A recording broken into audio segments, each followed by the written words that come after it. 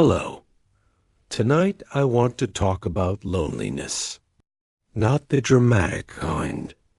Not the kind that arrives after a great loss, when the world fractures visibly and everyone around you knows something has happened. I mean the quieter kind. The kind that lives inside ordinary evenings like this one. You may be in a city right now. Millions of people within a few miles. The street below busy, or at least humming. Your phone has notifications on it. Messages, updates, someone somewhere liking something you posted. You are, by every measurable standard, connected. And yet, there are people you miss. Not in a general way. Specifically, there is someone, or more than one someone, who knows the version of you that doesn't have to explain itself, who remembers things about you that you have half forgotten, who you could call right now, but somehow don't, because the call would require energy you don't quite have, or because you're not sure you could explain why you're calling, or because it has been long enough that starting feels harder than it should. The group chat moves too fast. The friendships that once felt effortless now require scheduling. People you love live in other cities, other countries, other time zones. You see their lives in small squares on a screen, and it looks like proximity, but it isn't.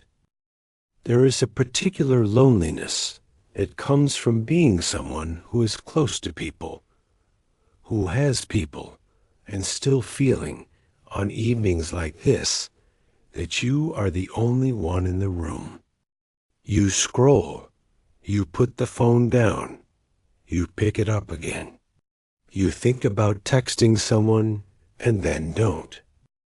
You wonder, not for the first time, what belonging actually feels like, whether you have it, whether other people feel more of it than you do.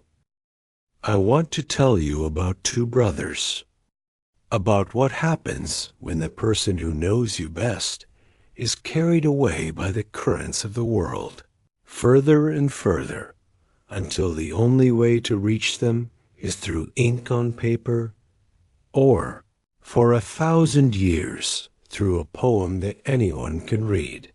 Their father named them after parts of a carriage. The elder he called Sure, the front guardrail. Humble, essential, easy to overlook, but the thing that keeps everything steady when the road gets rough. The younger he called Jur, the tracks left behind by wheels in the mud, the trace of where you have been. The mark that says, someone passed this way. It was a father's quiet philosophy. The two boys were meant to move through the world together, each one the evidence of the other. They grew up in the same house in a town in western China, studying the same texts, practicing the same brushstrokes, going on the same walks in the fields, riding cows through the same countryside. 2 years apart in age, but formed from the same material. In 1057, when the elder was 19 and the younger 17, they both sat the highest imperial examination on the same day. And on that same day, both passed. It was almost unheard of. Two brothers, together, earning the degree that opened the doors of the empire.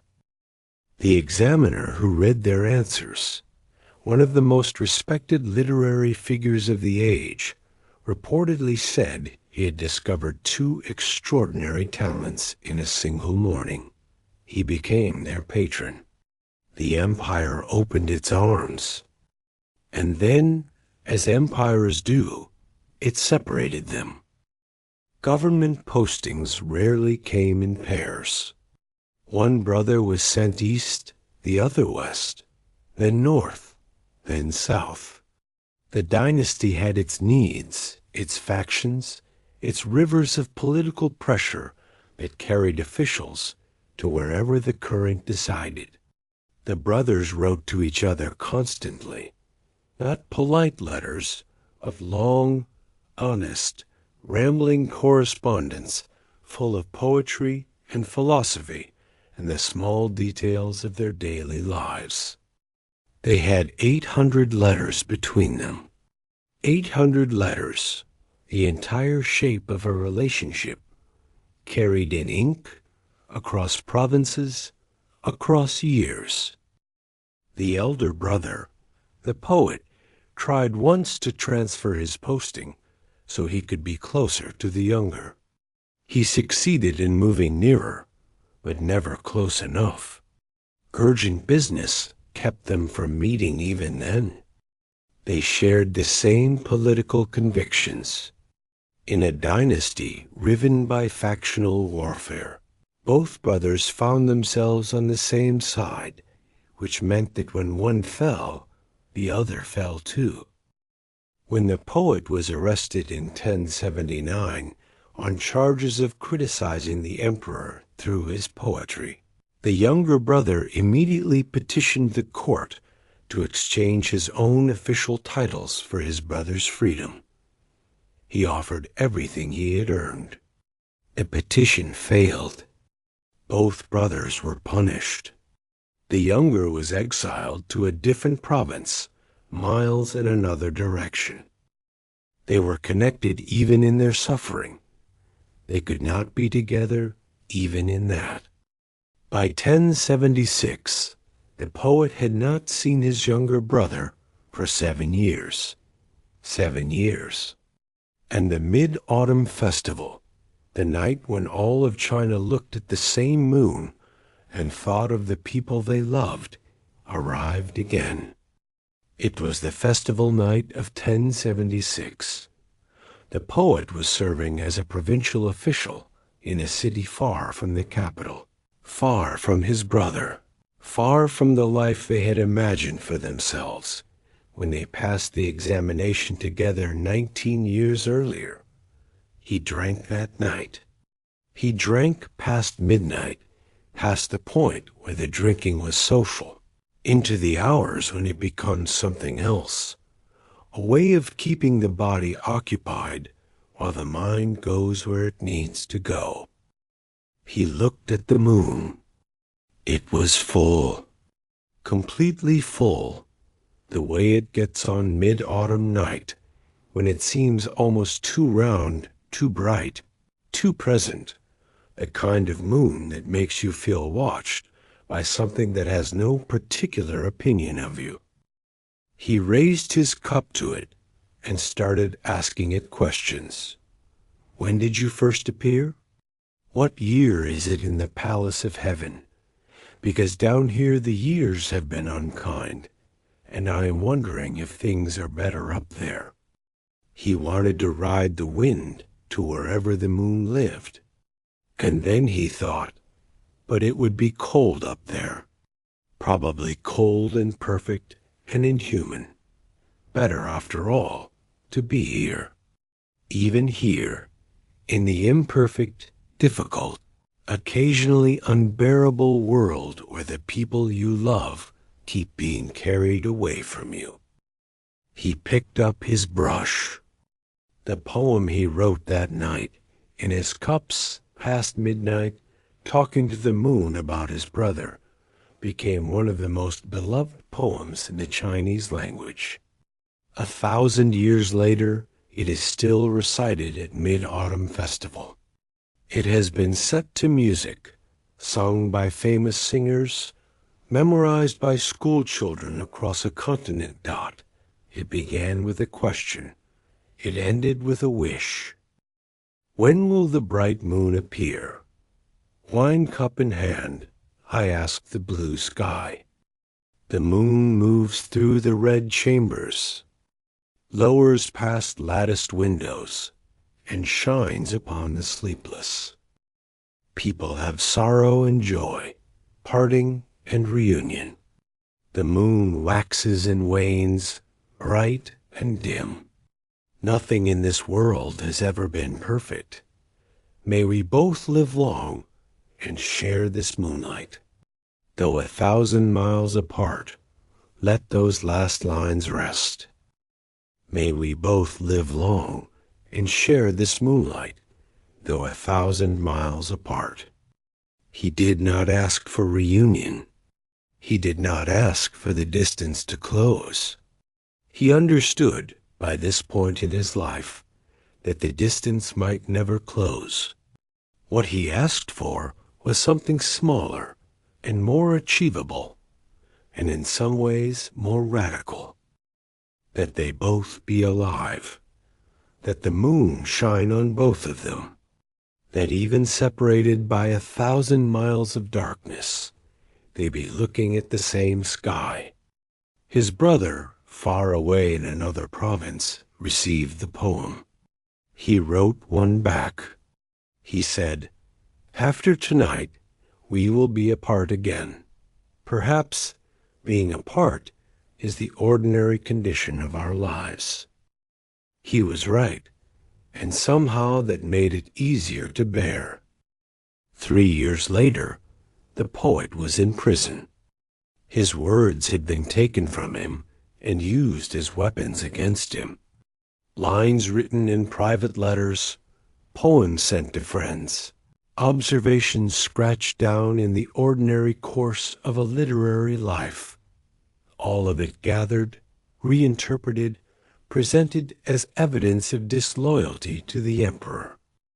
He was interrogated. He was confined. He did not know, from one day to the next, whether he would be executed.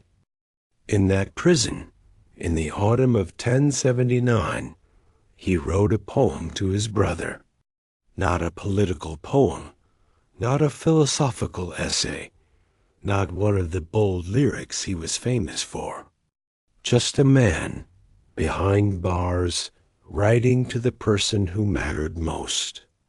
He wrote about the green hills outside the prison window.